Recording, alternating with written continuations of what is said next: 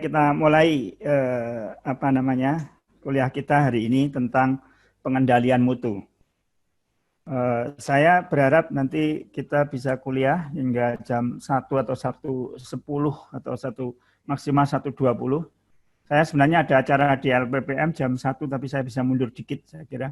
Karena masih kuliah ini harusnya juga sudah makan jatah Anda untuk kuliah hari ini. Saya izin dulu karena nggak bisa ditunda juga, saya harus evaluasi proposalnya dosen-dosen yang lain.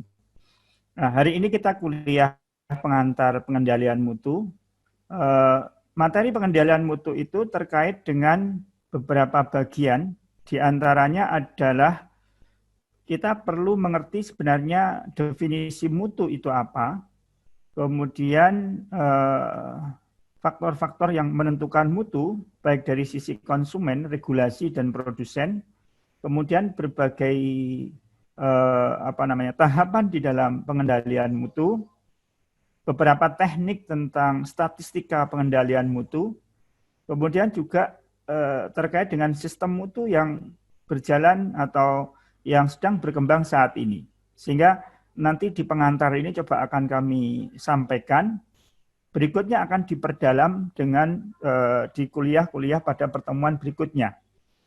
Nah, secara umum saya akan masuk di kita pertemuan kuliah ini hanya 6 kali, ya, hanya 6 kali di sebelum UTS. Saya akan masuk banyak ke sistem mutu, kemudian ke keamanan pangan, sistem mutu keamanan pangan. Dan yang terkait dengan statistical, ya, proses kontrol atau SPC itu akan banyak diterangkan di paruh semester kedua.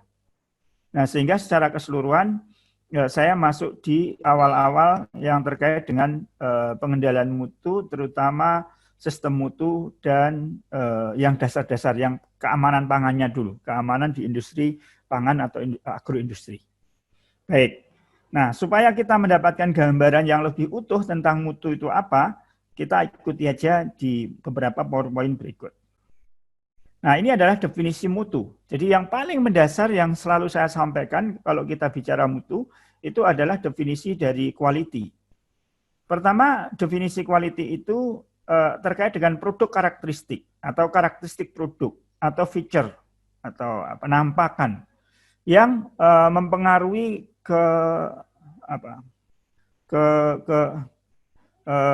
mempengaruhi kepuasan konsumen atau customer satisfaction. Nah, yang perlu saya ingatkan juga, kalau kita bicara produk di dalam agroindustri itu terkait dengan barang atau jasa. Apakah itu produknya barang, misalnya bendanya, kalau jasa itu adalah layanannya. Nah, sekarang industri terkait dengan agroindustri, jasa itu sangat berperan. Misalnya adalah terkait dengan transportasi. Transportasi produk-produk agroindustri sekarang berkembang pesat selama COVID ini karena banyak yang produk-produk yang dilakukan diantarkan secara online. Misalnya Gojek atau GoFood itu, GrabFood, kemudian berbagai layanan distribusi dari produk agroindustri, itu kita sebenarnya bisa melakukan penelitian di level distribusi. Nah, demikian juga di level retail. Nah, di retail itu juga memungkinkan untuk kita teliti. Yang core kita utama memang di manufacturing, di dalam proses menghasilkan produknya. Itu juga oke. Nah, definisi mutu yang kedua berkaitan dengan consumer. Apa yang dikatakan oleh consumer atau customer. Sehingga itu disebut sebagai user base. Yang berikutnya adalah manufacturing base. Itu degree to which product conform to design specification. Jadi gampangannya, kalau rencananya adalah menghasilkan mutu dengan karakteristik seperti ini, setelah diproduksi, itu apakah hasilnya seperti yang diharapkan itu. Nah, penyimpangan atau defeknya itulah yang disebut sebagai degree to which product conform. Jadi konformnya itu kesesuaiannya itu ada sejauh mana kesesuaiannya itu. Kemudian yang product based level of measurable product karakteristik. Jadi karakteristik yang bisa diukur. Misalnya kalau kemudian kita melihat di SNI produk, standar nasional produk SNI yang ditetapkan di Indonesia misalnya, kita tahu misalnya kopi. Kopi itu yang harus ada di situ apa? Misalnya kadar air. Kemudian kafeinnya berapa persen. Saya nggak tahu, nanti dicek aja di SNI kopi misalnya. Kalau untuk bakso misalnya kadar proteinnya minimal harus sekian dan seterusnya.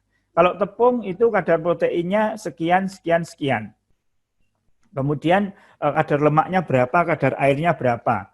Dia total mikronya berapa. Itu silahkan nanti Anda kunjungi, coba lihat-lihat di BSN, di SNI produk. Nah, sehingga kita akan tahu produk tertentu itu memiliki karakteristik seperti apa. Itu. Kemudian yang berikutnya, definisi mutu. Mutu itu adalah sesuatu yang memiliki keistimewaan, yang membuat orang tertarik dan kagum pada suatu barang atau jasa. Jadi yang menarik itu apa sih? Misalnya kita membutuhkan pakaian. Nah, pakaian yang menurut kita mutunya paling bagus adalah yang pertama yang bisa dipakai. Bagus tapi pakaiannya kecil, bagi kita tidak ada artinya gitu. Nah, sehingga mutu itu kadang sesuai dengan keinginan konsumen tadi. Oleh karena itu, konsumen dalam bicara mutu itu adalah raja. Kita melayani raja sehingga mutunya disesuaikan dengan yang diinginkan konsumen. Tentu regulasi supaya konsumen itu aman, kadang konsumen itu pokoknya senang tapi enggak memperhatikan keamanan, maka pemerintah juga mengatur mutu itu. Biasanya regulasi yang diatur oleh pemerintah itu yang terkait dengan hal yang dasar, di antaranya adalah keamanan pangan. Nah, mutu sebagai manajemen tool.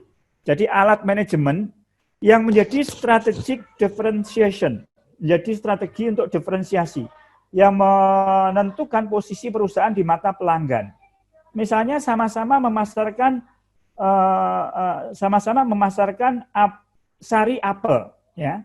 Sari apel sama-sama dipasarkan oleh, katakanlah di Batu itu ada Blossom, ada mereknya Hotel Kusuma Agrowisata, Siplah, mereknya Siplah, kemudian ada merek yang lain, macam-macam itu. Nah, biasanya konsumen akan memilih produk ini, kenapa dia meninggalkan produk yang lain dan memilih satu produk, itu karena ada diferensiasi. Mungkin yang kemudian bisa mengenali, itu pakai esen, satunya pakai gula murni, satunya warnanya coklat, satunya warnanya coklatnya muda, satunya coklatnya tua, kemasannya ada yang luntur, kemasannya bagus, labelnya bagus, dan seterusnya. Nah itu mutu itu jadi macam-macam yang ada di produk maupun di layanannya. Gitu. Nah, karena produk itu terdiri dari bahan dan barang dan jasa, maka ada 8 dimensi mutu menurut Garvin Davis. Ini banyak ya definisi-definisi dimensi mutu itu, diantaranya ini. Nanti itu campur ya, kalau 8 dimensi itu kalau nggak salah itu campur antara barang dengan jasa. Kalau barang saja mungkin ada 5, ada performance, feature, karakteristik. Ya. Kalau performance itu karakteristik utama produk, barang atau jasanya, kalau feature itu karakteristik kedua atau alat bersaingnya, ciri lebih spesifiknya lagi. Kemudian ada reliability, keterandalan, ya, handal nggak dalam waktu tertentu. Nah, kemudian ada konformansi, jadi reliability itu berhubungan dengan durability. Durability itu daya tahan, mungkin umur simpan, dan seterusnya. Kemudian ada serviceability, kemudahan produk diperbaiki. Jadi produk itu, ini kalau mutu secara umum. Nah, kalau produk-produk untuk pangan itu biasanya kan tidak bisa diperbaiki, tapi kalau layanannya juga bisa masuk di situ, nah, serviceability. Kemudian ada estetik, nah, estetika sensori, enak dipandang enggak gitu. Jadi kalau kita membuat produknya adalah produk pangan, nah produk pangan atau produk agroindustri, produk pangan itu beda dengan pakan. Kalau pakan kita melakukan produksi pakan ayam misalnya, bentuknya pelet, enggak menarik, asalkan gizinya oke, ayam mau makan. Tapi kalau orang itu makanan, gizinya memenuhi, tapi warnanya tidak menarik, kemudian disajikan dengan piring yang tidak menarik, itu orang tidak mau makan. Jadi pangan dengan pakan itu beda. Nah, sehingga estetik itu penting bagi manusia, tapi tidak terlalu penting bagi hewan. Nah, begitu. Nah, contoh lagi adalah estetik untuk produk jasa. Kita minum kopi di Starbucks, nah, berapa? Satu cangkir berapa itu? Bandingkan dengan kopi di pinggir jalan itu. Sama-sama kopinya, harganya beda sekali karena estetiknya beda. Layanannya beda. Di Starbucks ada musiknya, ada lampunya, tempatnya juga nyaman. Kalau di pinggir jalan berdesak-desakan, kursinya pakai bambu. Nah, kadang celananya kemudian kejepit di bambunya. Nah, kalau nggak beruntung kemudian robek. Nah, ini jadinya estetiknya kan beda itu. Harganya jatuhnya beda begitu. Kemudian ada perceived quality, reputasi, pengakuan konsumen terhadap kinerja produk. Perceived quality itu nanti yang paling menonjol kemudian dikaitkan dengan branding. Jadi kalau produk itu sudah memiliki brand tertentu atau brand tertentu, maka dia akan memberikan memberikan tempat tersendiri bagi konsumen. Misalnya kalau kopi tadi kemudian orang ngomong merek Starbucks itu sudah ngerti kira-kira standarnya kayak gini. Tapi kalau menyebut kopi yang lain, kadang masih bingung. Ini kayak apa sih? Karena memang belum kenal gitu. Nah, itu perceived quality. Nah, inilah yang kemudian masing-masing komponen dari performance dan seterusnya hingga perceived quality itu, kalau kita penelitian mutu itu kemudian diidentifikasi variabel-variabelnya apa, ngukurnya bagaimana. Nah, banyak kemudian ada yang pakai prinsip PLS, partial least square, pakai macam-macam caranya. Pakai GSCA, itu didefinisikan dulu atributnya itu apa. Nah, dari dimensi itu akan ada atribut, dari atribut itu kemudian akan diukur komponen dari atribut-atribut itu. Nah, itu. Nah, selain itu, ini belum masuk di PowerPoint saya, mutu itu kadang juga terkait dengan produk tertentu, kemudian diidentifikasi dari sifat atau karakteristik produknya itu, misalnya kalau produk barangnya barang makanan, itu kemudian ada kadar air, ada kadar protein, kadar lemak, total mikroba, terikut, warna, rasanya juga nanti macam-macam, sensorinya itu ada bau, ada warna, ada rasa, ada tekstur, dan sebagainya. Itu juga bagian mutu untuk produk. Nah, sehingga kita berbicara mutu, itu kacamatanya itu agak luas gitu, agak panjang. Saya mulai mengumpulkan buku-buku handbook tentang mutu untuk di luar program yang mengarah pada agro. Biasanya kalau orang-orang teknik menyebut sebagai quality engineering. Jadi quality engineering dan quality sebenarnya ya sama isinya, quality control dan quality management juga. Nah, jadi istilahnya aja beda. Nah, istilahnya kalau orang-orang teknik sering pakai quality engineering, tapi isinya sebenarnya sama. Oleh karena itu, sebenarnya kita bicara mutu itu adalah satu hal yang umum banget. Nah, begitu. Nah, ini hal-hal yang paling mendasar. Kita bicara mutu itu adalah jalan tengah. Kita mutu itu terkait dengan standar tertentu. Jadi standar tertentu misalnya di Indonesia ada SNI. Nanti di Malaysia beda, di Jepang beda, di Eropa beda, di Australia beda, Amerika beda. Itulah yang disebut sebagai standar nasional masing-masing.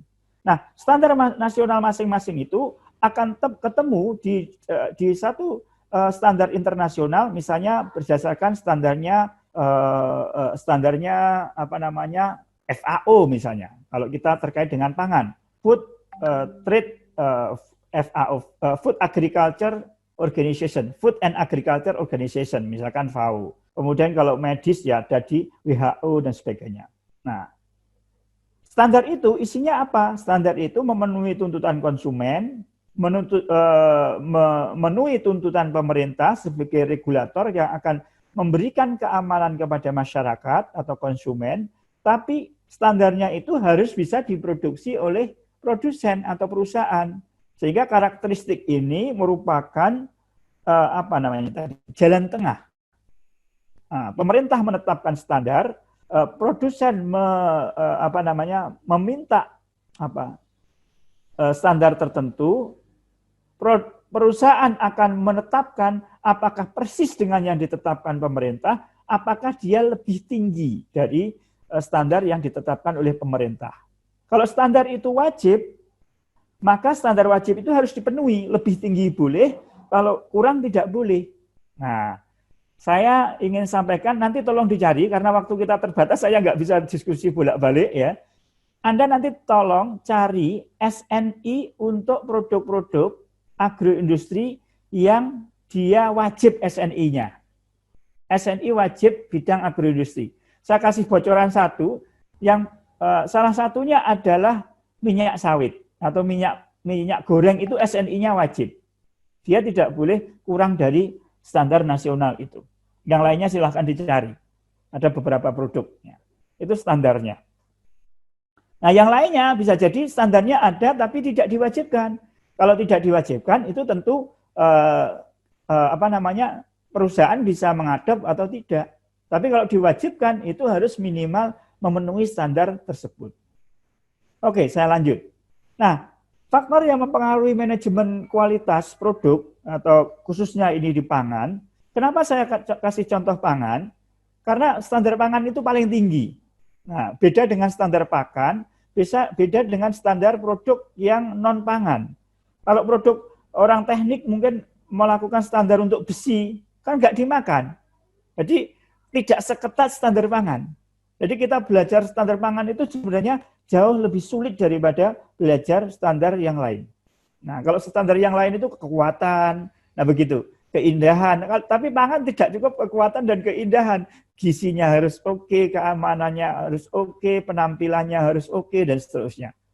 Nah, sehingga ditentukan oleh food quality and quality management itu ditentukan oleh consumer secara pribadi. Consumer itu punya kritik, punya trust. Jadi orang melakukan proses sertifikasi produk ini dalam rangka membangun trust, membangun kepercayaan. Karena apa? Tidak mungkin konsumen itu melakukan penelitian ke perusahaan.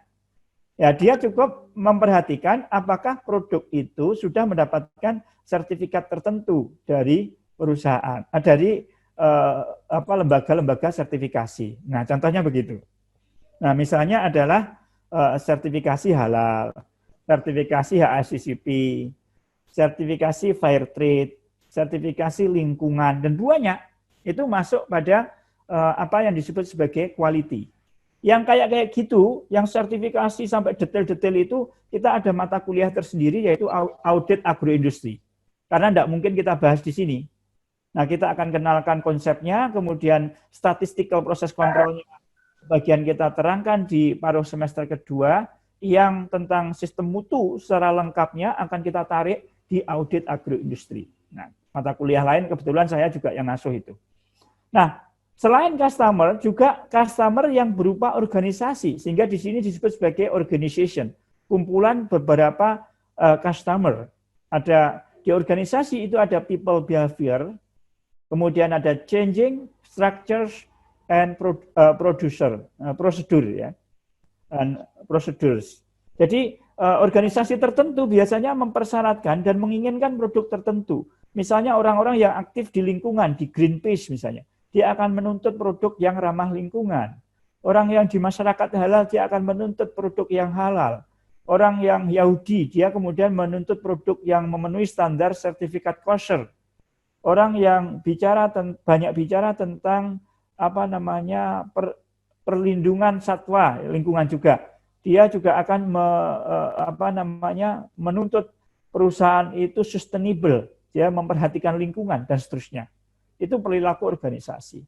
Environment tadi sudah masuk di situ. Di food production-nya sendiri itu ada variasi bahan, ada variasi produk, ada variasi proses menghasilkan produk. Nah, contoh tadi saya contohkan di awal, misalnya kita mau menghasilkan sari apel tadi. Sari apel tadi salah satunya adalah proses browning terjadi di situ. Sehingga sangat coklat atau coklatnya menarik. Dia membutuhkan pemanisnya mau dari pakai gula atau campuran gula dengan pemanis buatan. semuanya memiliki karakteristik tersendiri disesuaikan dengan calon konsumennya masing-masing. Kalau orang seperti saya suruh makan sari apel yang kemudian itu gulanya tidak asli, saya menyerah saya. Biasanya langsung batuk karena tidak kuat, ya. Radang tenggorokannya bisa kambuh. Tapi bagi orang lain mungkin tidak apa-apa, selama itu memenuhi standar sebenarnya tidak ada masalah. Tapi kalau saya tahu produk itu ada sari manisnya, saya tidak akan pernah beli. Nah begitu. Karena apa? Itu bisa berbahaya bagi pribadi saya. Nah begitu. Itu bagaimana kemudian kita mengenali proses produksi itu. Nah kemudian produk itu juga memiliki shelf life atau umur simpan. Nah ini juga ada teknik-tekniknya. Ini banyak dipelajari di dalam pengemasan biasanya, pengemasan penyimpanan.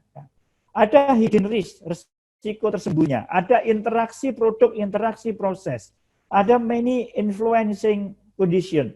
Jadi beragam pengaruh kondisi lingkungan. Misalnya sama-sama memproduksi produk tertentu. Satunya di agak di pedesaan, dia udaranya segar. Ada yang nempel di pinggiran kota. Hasilnya saya yakin beda.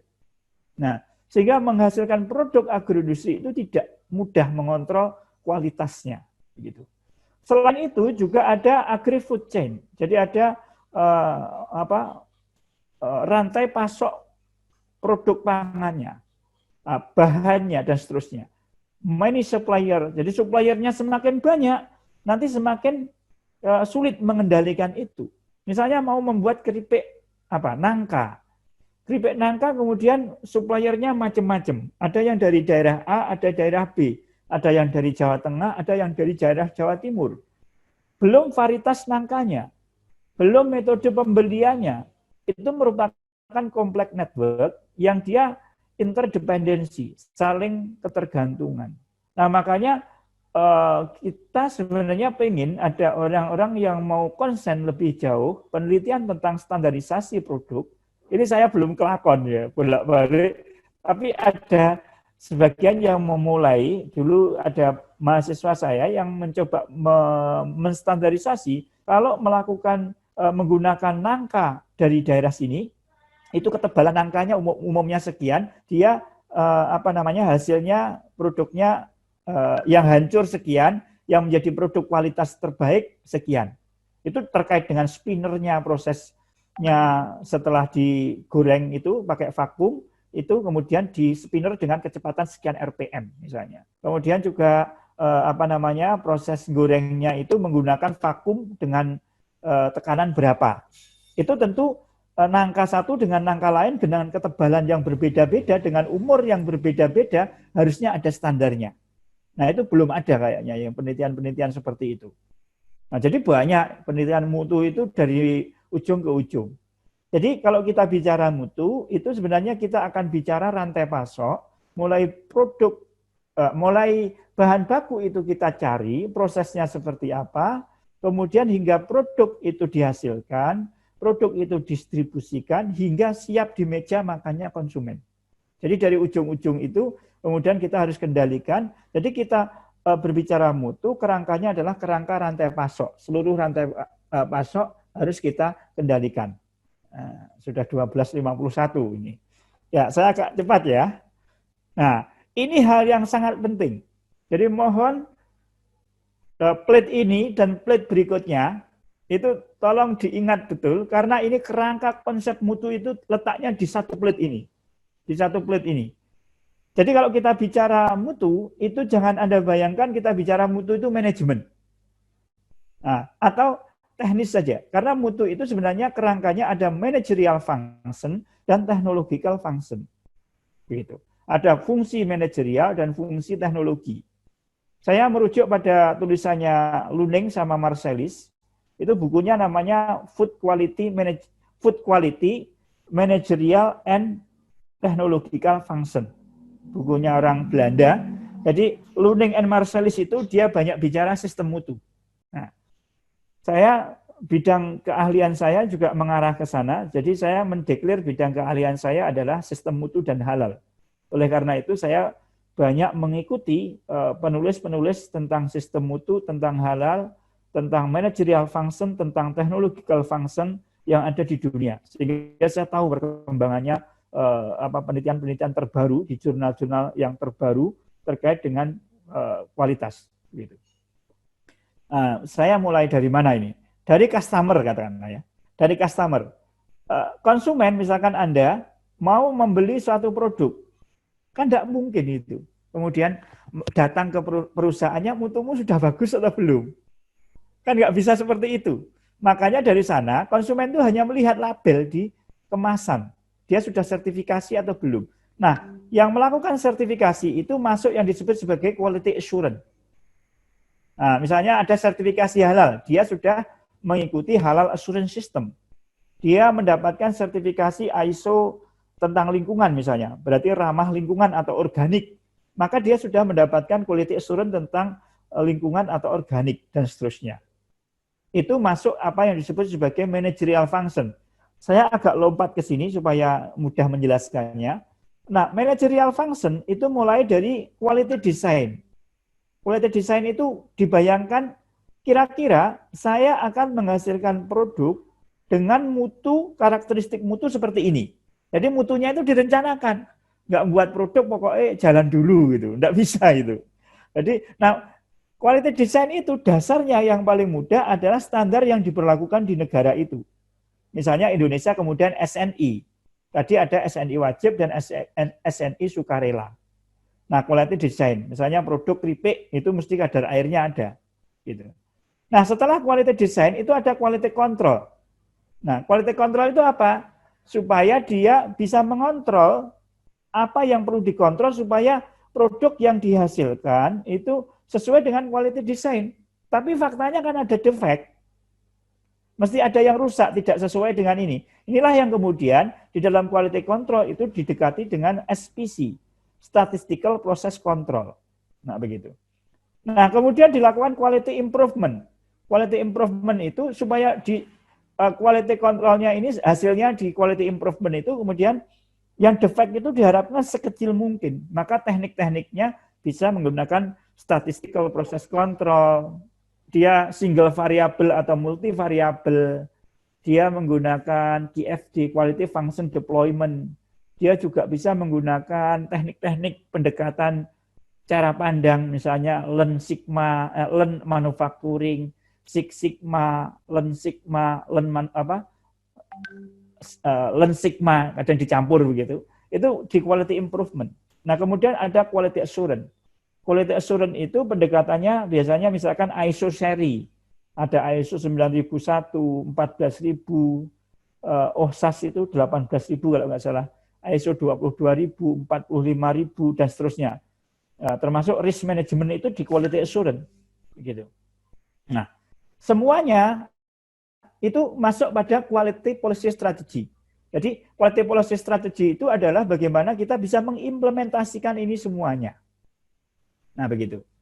Nah, di aspek technological function, mulai dari supply and storage of food material, bahan bakunya seperti apa, dipilih seperti apa, kriterianya seperti apa. Ini ada penelitian. Jadi penelitian boleh saja melakukan penelitian misalnya bagaimana memilih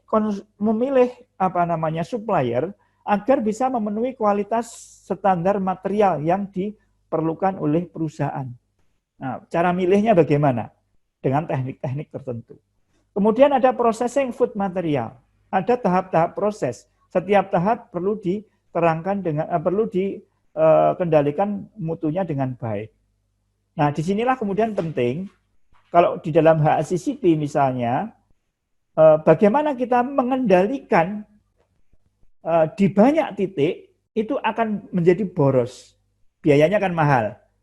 Tapi kalau mengendalikan di sedikit titik tahapan produksi, biayanya akan lebih murah. Tapi risikonya lebih tinggi. Sehingga itulah yang kemudian melahirkan apa yang disebut biaya mutu. Sehingga kalau kita sebagai bawahan, misalnya ngomong ke atasan di dalam perusahaan, kamu mau meningkatkan mutu itu butuh biaya berapa, dan itu bisa kembali kapan biaya itu. Itu harus bisa membayangkan. Nggak boleh misalkan, Pak pokoknya saya meningkatkan mutu butuh biaya ini. nggak bisa menghitung baliknya duit itu berapa lama, itu nggak bisa itu. Itulah kemudian pengetahuan tentang biaya mutu itu penting. Nah, karena saya lebih tertarik pada sistem halal, maka saya mendevelop dari biaya quality cost ke halal cost. Kemudian kita definisikan ada prerequisite program, ada implementation program dan seterusnya. Yang pendekatannya menggunakan quality cost gitu atau cost of quality COQ ya, COQ atau ya quality cost of quality tadi ya. Nah, dari ini semuanya tujuannya adalah membuat consumer atau customer itu puas. Nah, dia distribusinya juga diurusi. Nah, ini juga mulai kita lakukan penelitian dilakukan di distribusi itu, misalnya kami mulai di S2 di distribution of material itu kita menjelaskan melakukan penelitian yang sudah jalan itu ayam. Ayam itu saya menggunakan RFID, Radio Frequency Identification, itu rangkaian komponen-komponen elektro begitu. Kemudian bisa mengidentifikasi produk itu posisi GPS-nya di mana, kemudian suhunya pada waktu itu berapa, RH-nya berapa, kelembabannya berapa begitu, sepanjang dia melakukan perjalanan. Nah, itu dilakukan oleh anak S2. Itu kemudian kita bisa pantau. Misalnya saya jadi bosnya begitu, saya duduk di rumah saya kemudian memantau, oh ini posisinya tempatnya di baru sampai Malang. Nah, Malangnya di Malang daerah Lawang baru masuk kota itu. Suhunya sekian loh, ini kok nggak sesuai dengan suhunya yang dipersyaratkan. Nah, kami tegur, sopirnya mampir kemana, itu bisa dipantau. Ini sebenarnya ranah bagi orang TIP itu di sistem informasi, nyambungnya dengan sistem dan teknologi informasi, dikaitkan dengan quality, dia akan bisa menjadikan quality assurance bagian dari teknisnya untuk menjamin quality assurance tertentu. Nah, seperti itu. Jadi akan sangat menarik melakukan penelitian-penelitian yang mengarah ke IoT katanya, Internet of Things gitu. Nah, atau agroindustri 4.0 begitu. Nah, nyambungnya dengan ini tadi, ini kan kerangka besarnya, ada quality design, quality control, quality improvement, quality assurance, system management, dan quality policy strategy. Itu kemudian bisa diturunkan menjadi ini alat-alatnya. Kalau tadi itu kan kerangka besarnya, ini alat-alatnya. Quality assurance itu misalnya menggunakan HACCP, ISO seri, British Retail Consortium, kemudian International Food System, Quality Standard, kemudian ada Approved Contractor Scheme, dan seterusnya. Ini banyak standar-standar itu berkembang di dunia. BRC sudah banyak karena orang Indonesia, perusahaan-perusahaan Indonesia banyak melakukan ekspor ke Eropa, maka BRC mulai diterapkan di industri-industri semacam kelola mina laut itu sudah pakai BRC. Nah, begitu. Nah, ini lebih lanjut yang ini akan kita bahas banyak di audit agroindustri. Nah, yang ini bisa diterangkan di mata kuliah ini. Quality improvement-nya menggunakan Lean Manufacturing, Six Sigma, Lean Sigma, Dashboard Metric ini nanti di paruh semester 2. Nah, setelah UTS ya. Yang ini Quality Function Deployment, ini juga di paruh semester kedua. Saya banyak di sini kan. Nah, quality strategi, total quality management itu kita terangkan di sini. Jadi petanya kalau kita ingin ringkas, sebenarnya mutu itu ya ini dengan ini saja. Ini alat-alatnya begitu. Nah, sehingga kalau kita belajar mutu dengan dua kerangka ini, kita tahu gitu loh. Secara keseluruhan mutu itu isinya apa. Nah, mata kuliahnya bisa lain-lain, ya, tapi kerangka mutu secara keseluruhan itu seperti itu. Nah, saya ingin meletakkan dasar Anda mengerti mutu itu dengan baik. Ini dua plate ini semuanya kalau saya ngajar mutu S1, S2, S3, saya ulang lagi. Kenapa? Karena itu dasar yang menurut saya sangat penting setelah saya berpetualang mencari literatur tentang mutu. Nah, begitu. Nah, ini statistical process control. Ada yang single variate, ada yang multivariate, ada yang sudah digabung-gabung multivariate dengan deep learning atau ANN, digabung dengan online online proses gitu. Ada acceptance sampling yang diterima itu seperti apa. Ada visual inspection, ada visual inspection itu inspeksi secara visual. Kemudian ada quality control juga inspection menggunakan alat. Nah, kemudian lahirlah di sini apa yang disebut sebagai non-destructive testing atau rapid test. Itu sedikit banyak nanti akan kita terangkan di analisis dan evaluasi produk agroindustri. Saya nerangkan terutama yang ke arah rapid test dan non-destructive testing, yang konvensional biar orang lain. Jadi saya belajarnya ke arah sana, ke arah ke depan. Nah, begitu. Nah, sehingga nanti kita akan dalami di waktu lain tentang total quality management itu di pertemuan kedua. Nah, oke. Sekarang jam 13:03. Oke, ini adalah kualitas tadi dari awal di dalam sepanjang rantai pasok, mulai farming, primary processing. Ya, primary processing itu misalnya kalau buah kemudian menjadi buah segar. Nah, apel pada saat dipasarkan segar itu dia harus kualitasnya bagus, dia tidak boleh layu, dia tidak boleh tul atau ada cacat-cacat, bercak-bercak yang tidak diinginkan. Maka ini berkembang juga di sini apa yang disebut sebagai misalnya image processing for grading apple misalnya. Jadi pakai image processing. Saya pakai juga di sini untuk produk yang lain misalnya pakai dielectric properties. Nah, itu nanti akan kita kenalkan di analisis dan evaluasi yang mengarah pada rapid detection. Nah, primary processing. Ada yang di manufacturing. Di manufacturing itu juga berkembang teknik-teknik seperti itu, tapi secara sistem manajemen misalkan ada tadi quality assurance, BRC, IFS, GMP dan seterusnya. Ada di wholesale secara keseluruhan, transversal below, C transversalnya. Kemudian ada service certification supply chain inspection di retailnya, ya, di pasarnya, di outletnya juga dikendalikan lagi suhunya atau dia butuh suhu berapa, harus dibekukan atau cukup didinginkan atau hanya di suhu ruang, sehingga di retail itu produk itu dipilah-pilah. Nah, misalnya sama-sama buah, ada yang butuh suhu rendah, ada yang buah-buah tropis tidak butuh suhu rendah. Kalau kita punya pisang, kemudian kita simpan di suhu rendah, terus dia bercak-bercak hitam itu. Nah, karena ada proses enzimatis di situ. Jadi kita ngomong mutu itu dasarnya adalah ilmu bahan. Kalau ilmu bahannya nggak kuat, biasanya ngomong mutu dikaitkan dengan mutu dari status kimia fisiologi jebol, nggak ngerti gitu. Nah, itu ilmu bahannya harus kuat. Jadi saya ingin menekankan kepada Anda, siapapun yang belajar di agroindustri, mau tidak mau, harus suka tidak suka, harus belajar ilmu bahan yang kuat. Ini mau tidak mau. Saya pengalaman tidak mungkin terlepas dari ilmu bahan itu. Ini satu hal yang penting juga, ini saya crop dari satu jurnal tentang perkembangan implementasi statistical process control oleh si Halim Lim, ya, Halim Lim itu et al. Tentang statistical process control in food industry. Anda bisa masukkan kata kunci itu di Science Direct, nanti akan ketemu dengan jurnal itu. Ya, dengan jurnal itu, judulnya ini sudah saya print, ya, sudah saya print. Ini kira-kira statistical process control,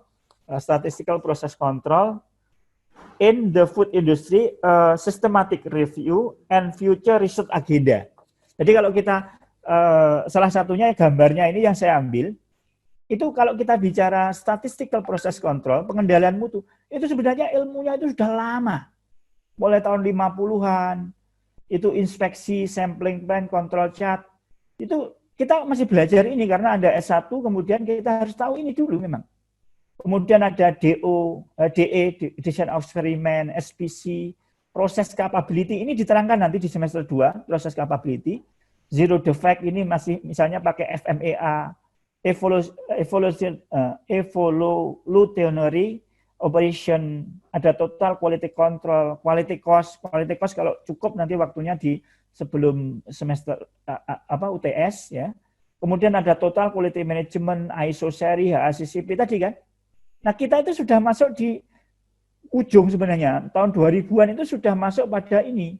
Dan masuk pada quality improvement, kemudian pada quality policy strategy. Nah, tapi yang kita terangkan untuk S1 itu di mata kuliah ini masih di sini. Nah, tapi kalau untuk anak S2, S3 tekanannya sudah di sini gitu. Tapi Anda perlu juga ada bimbingan saya misalnya yang penelitian tentang strategi development, jadi pengembangan strategi untuk peningkatan kualitas produk ini gitu. Untuk S1 silahkan aja kalau mau pakai metode-metode misalnya pakai ANP, pakai TOPSIS, pakai HP atau FASI ANP. Nah, begitu bisa juga. Nah, sehingga ini oke saja. Pak mau pakai Six Sigma, Lean Sigma gini juga oke juga gitu. Mau pakai ini juga masih oke karena S1 penerapan juga boleh. Tapi jangan puas di sini maksud saya gitu. Karena ilmu itu sudah berkembang begitu rupa, mulai quality assurance food industry, SPC food quality management, quality standardization certificate. Jadi masuk juga di sini. Di sini saya bermain-main tentang dengan halal assurance system, dengan ISO 22000, dengan HACCP dan seterusnya.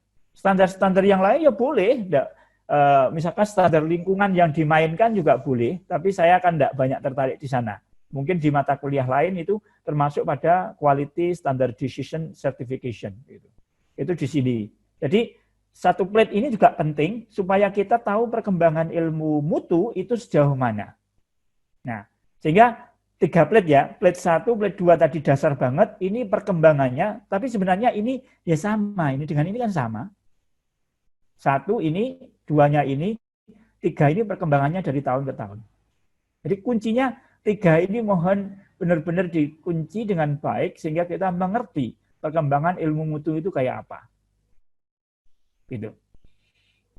Nah, ini yang agak teknis. Jadi kalau kita ingin menjalankan sistem mutu, itu kita harus ada komitmen. Jadi ada komitmen, kesadaran, pemahaman dari perusahaan itu. Kemudian dia mau ambil sistem mutu apa? Misalnya HACCP, maka dia harus menyusun dokumennya, mengimplementasikan sistem mutu HACCP-nya tadi, melakukan audit, melakukan tindakan koreksi. HACCP-nya sendiri apa? HACCP-nya sendiri harus diketahui sistemnya. Ada, nanti akan diterangkan itu di akhir pertemuan saya juga ada kayaknya HACCP akan kita singgung. Kemudian yang lebih jelas lagi di audit agroindustri nyambungnya. Nah, kemudian setelah itu dilakukan proses sertifikasi. Jadi setelah dokumennya itu siap, baru dilakukan proses pendaftaran ke lembaga sertifikasi di luar perusahaan. Setelah itu baru dinilai, kalau dia lolos, dia mendapatkan sertifikat. Nah, orang rata-rata bingung dengan proses sertifikasinya, gimana daftarnya. Tapi yang penting itu sebenarnya yang tengah ini. Yang tengah ini sudah dilakukan belum oleh internal perusahaan, sehingga salah satunya biasanya ada tim manajemen HACCP, kalau halal ya tim manajemen halal. Nah, kita bisa bermain-main penelitian di sini juga bisa. Penelitian di sini supaya melakukan proses pendidikan pelatihan yang efektif. Saya mulai melakukan penelitian tentang bagaimana melakukan proses pendidikan ke berbagai segmen agroindustri dengan menanamkan proses pendidikan yang efektif, terutama masih banyak yang saya lakukan itu di penanaman HAS atau Halal Assurance System. Nah, kalau Halal Assurance Systemnya seperti apa, itu ada lagi yang lain. Nah, begitu. Nah, ini adalah sama tadi yang menunjukkan sepanjang rantai pasok, jadi pengawasan keamanan pangan, from farm to table, mulai ada good agriculture practices, atau good farming practices, kemudian ada handling, ada manufacturing, ada distribution, ada retail, kemudian ada good catering practices atau GCP. Nah, itu kalau produk-produknya produk catering. Sehingga semuanya yang dijamin itu from farm to table. Nah, oke.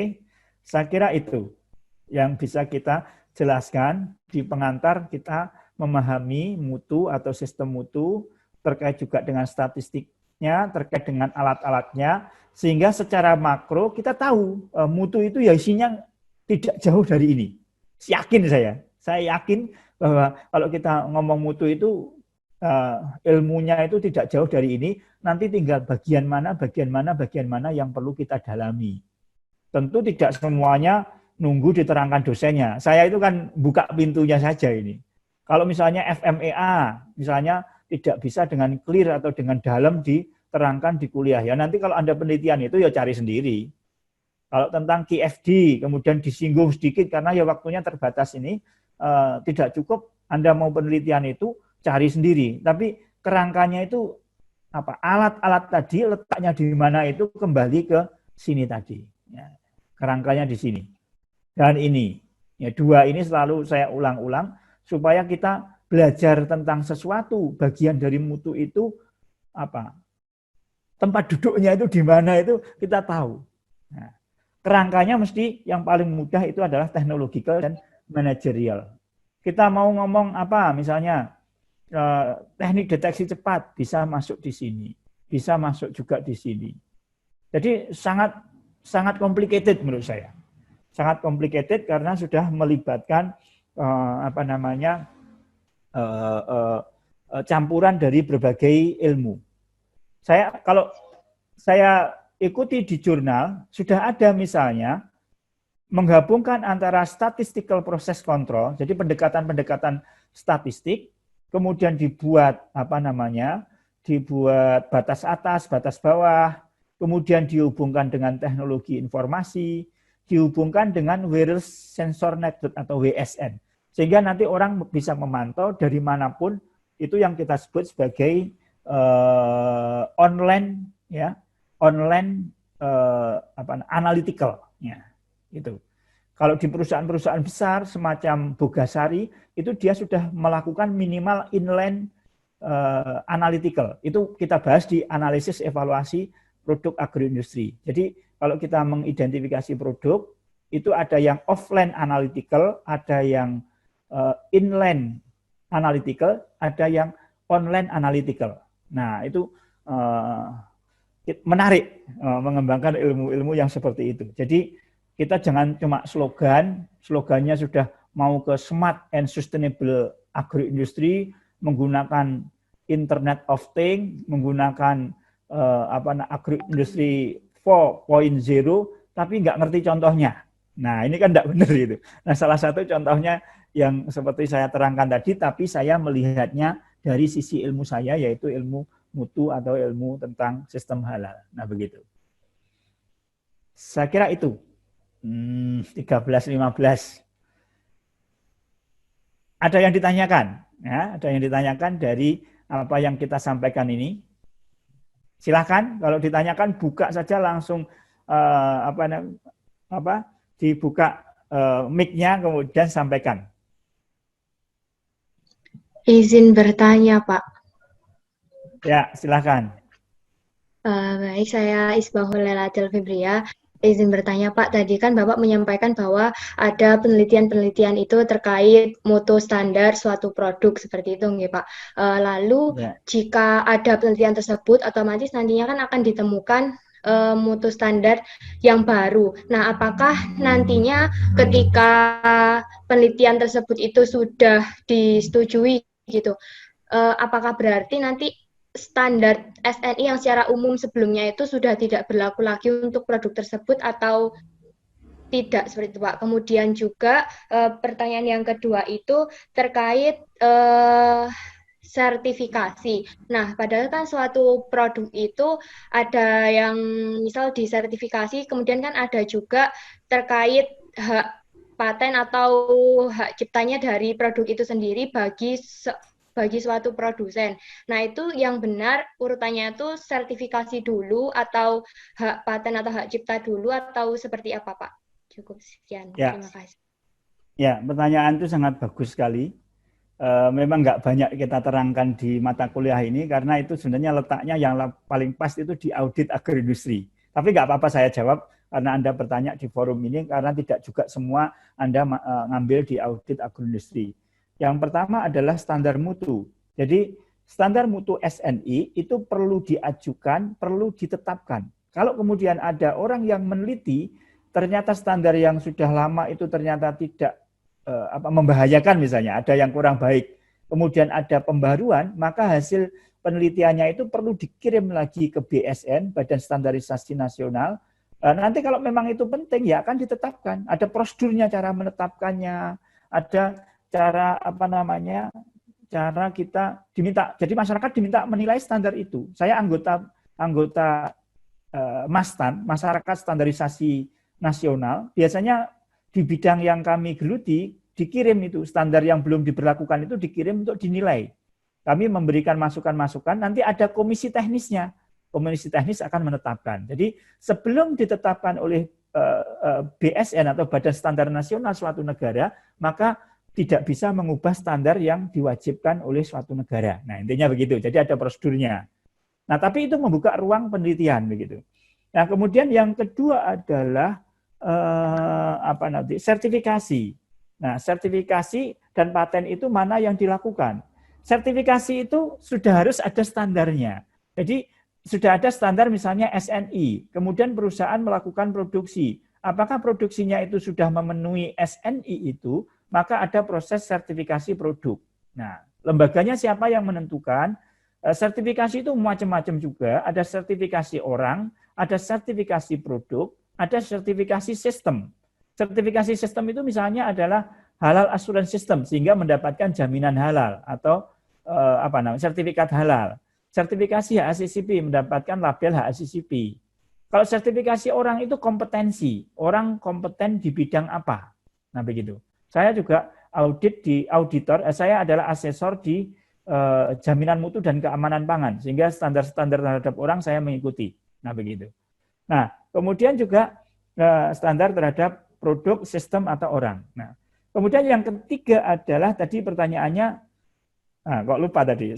Kemudian ada standarisasi mutu, mewujudkan standar baru, kemudian proses sertifikasi, paten ya. Paten itu biasanya paten bisa lebih dulu. Paten itu orang penelitian saja, orang penelitian produknya itu belum diproduksi massal, dia mengajukan paten itu boleh.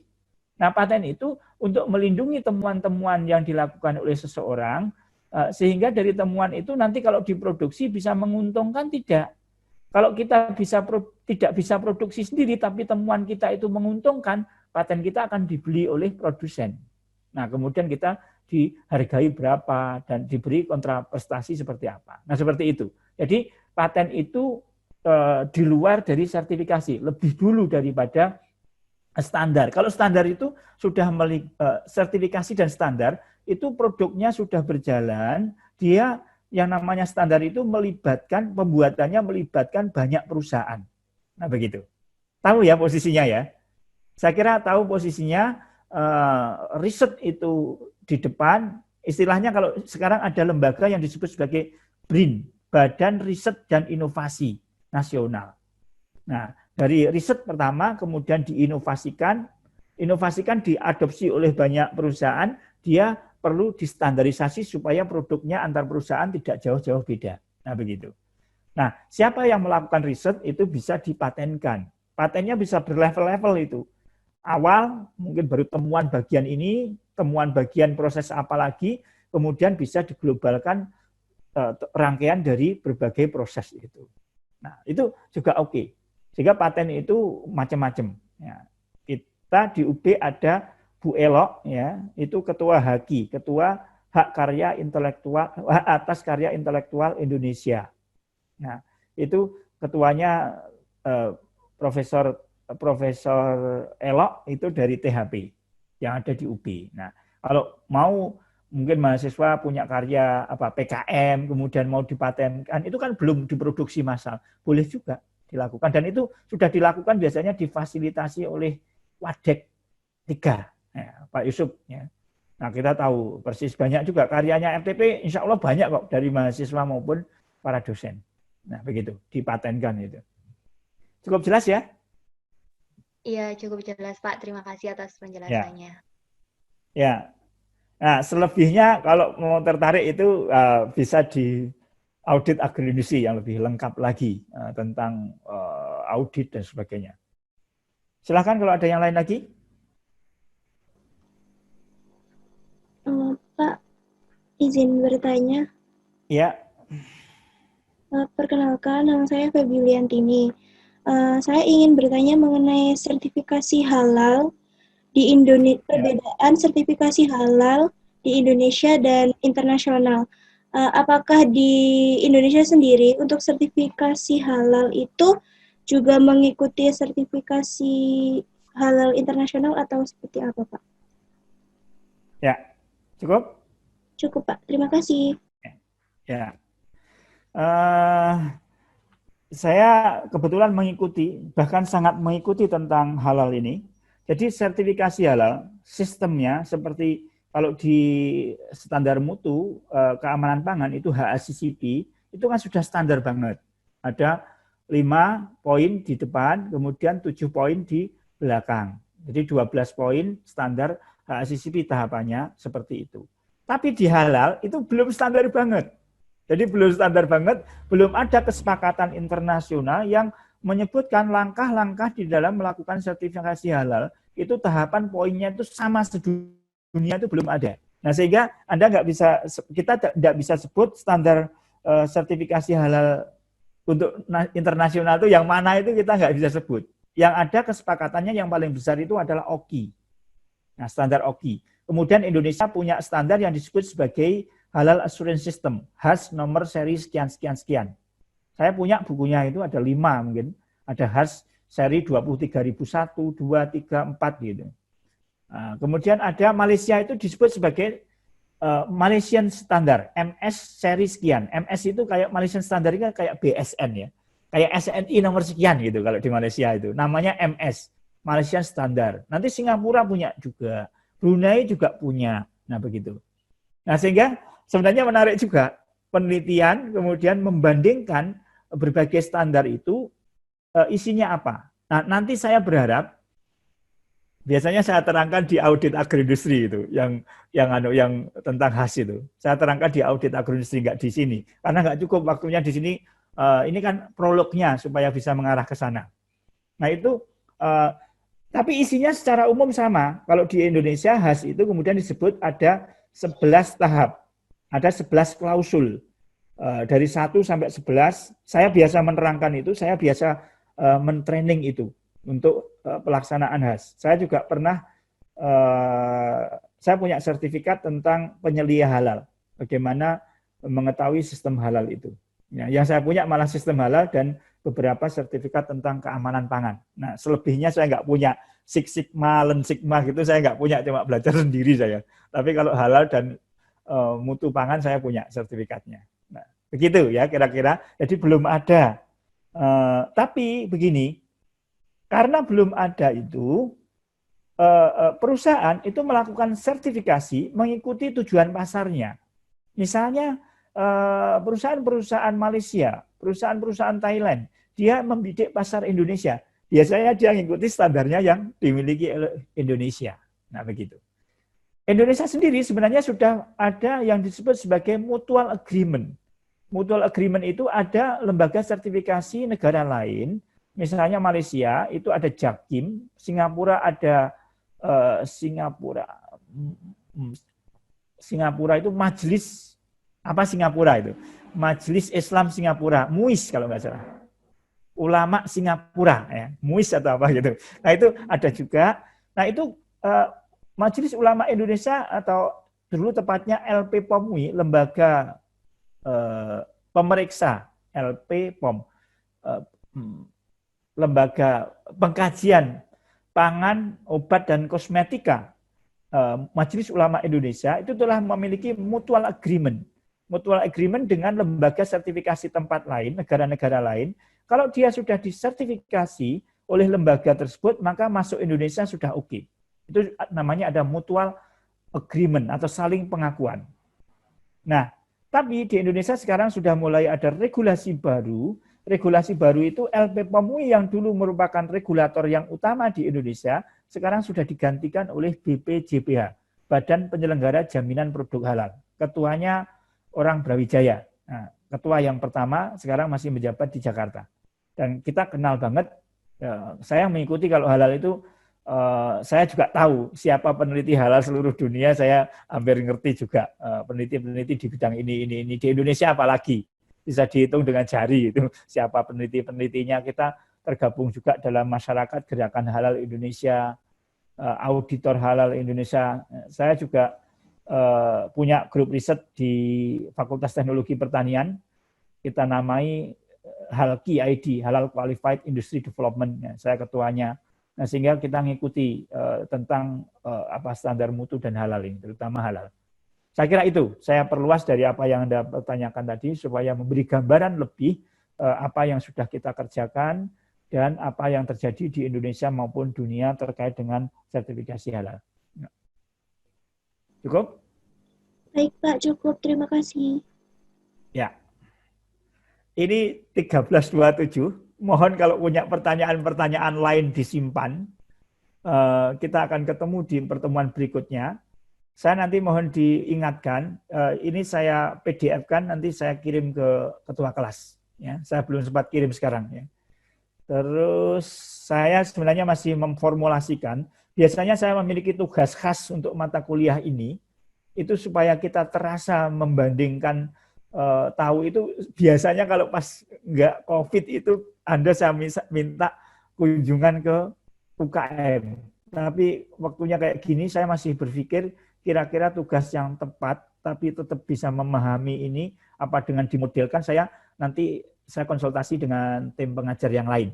Nah, saya nggak bisa mendeklir tugasnya yang pas seperti apa. Tapi saya berharap tetap bisa mewakili dan bisa mendalamkan dari apa yang kita terangkan dari waktu ke waktu di kuliah ini.